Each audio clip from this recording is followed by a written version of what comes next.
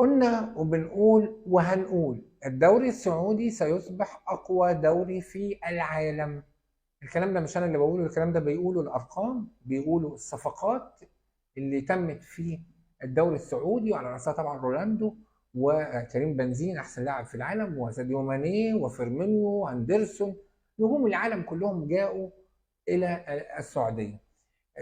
طبعا الفيصل في هذا الموضوع هو الدرهم والدينار والدولار، الفلوس بمعنى اوضح. السعوديه دخلت بكل ثقلها من خلال صندوق السيادي السعودي لراس ماله بيصل الى 800 اكثر من 800 مليار دولار، مفتوحه، ميزانيه مفتوحه لتحقيق هدف واحد وحيد، هو ان يكون الدوري السعودي اقوى دوري في العالم، وهينجحوا في ذلك. زي ما قطر نجحت في تنظيم كاس العالم ليكون افضل تنظيم كاس عالم في تاريخه في قطر بالفلوس. هذه الدول ربنا من عليها طبعا، وربنا يكرمهم ويزيدهم. لكن اللي احنا شفناه النهارده على سبيل المثال مباراه النصر السعودي وانتر ميلان وصيف اوروبا، شفنا اعجاز كروي بيتم في ارض الملعب. فريق النصر السعودي بتاع زمان ده حاجه، والنصر السعودي بعد هذه الصفقات حاجه ثانيه.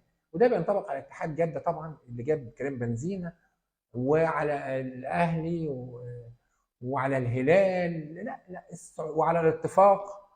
الاهلي، الدوري السعودي سيصبح اقوى دوري في العالم، وسيخسر وسيندم ميسي ان هو ترك الدوري السعودي. ربما البعض يعني يسخر من كلامي، لكن ميسي سيعود عاجلا ام اجلا الى الدوري السعودي. وتذكروا جيدا هذه الكلمات. يعني مش عايز اقول لكم ان هناك مفاوضات بتتم مع انتر ميامي زي ما بعض التسريبات الصحفيه قالت، من اجل جلب ميسي باي ثمن الى الدوري السعودي، وهيجيبوه. نفس التسريبات بتقول ان تم اتفاق بين انديه او الدوري السعودي وبين ريال مدريد ان كيليان امبابي اللي هو يعتبر من افضل لاعبي العالم، لاعب باريس سان جيرمان، هيجي الدوري السعودي. وان تم تنسيق بين مسؤول الدوري السعودي وبين ريال مدريد ان هم هياخدوه سنه، وبعد كده لو عايز يروح ريال مدريد يروح، وريال مدريد وافق فعليا على ذلك. والحديث بيدور الان عن اكبر صفقه في التاريخ كره القدم لامبابي. هيحصل على النادي باريس سان جيرمان هيحصل على 300 مليون يورو، وكيليان امبابي هيحصل على 700 مليون يورو، وهيجي الدوري السعودي.